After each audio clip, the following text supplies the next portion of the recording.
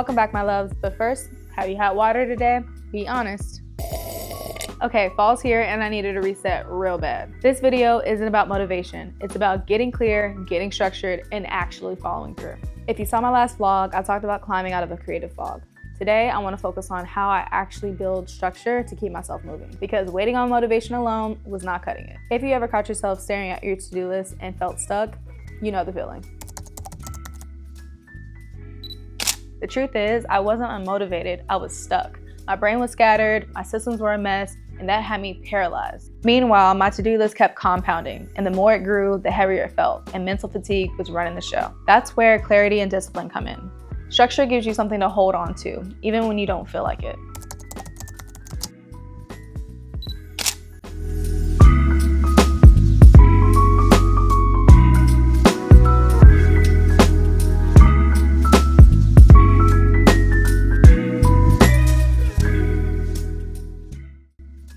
So I had to start by cleaning up my goals. Half of the things that I listed weren't even goals. They were habits, random tasks, and even mindset frameworks. The purpose of a goal is that it should be actionable, which means it needs to be smart, specific, measurable, achievable, relevant, and time-bound. So making vague goals like drinking more water or I want to grow a following is cheating yourself, because what does that even mean? So as I went through each goal, I made sure that I identified its purpose, the non-negotiables, the bottlenecks and the fixes, and the success criteria. Once I remapped my goals, I then created projects that would tie back to certain goals.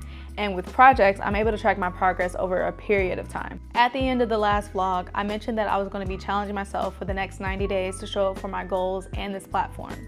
So I created a project called the 90-Day Content Push.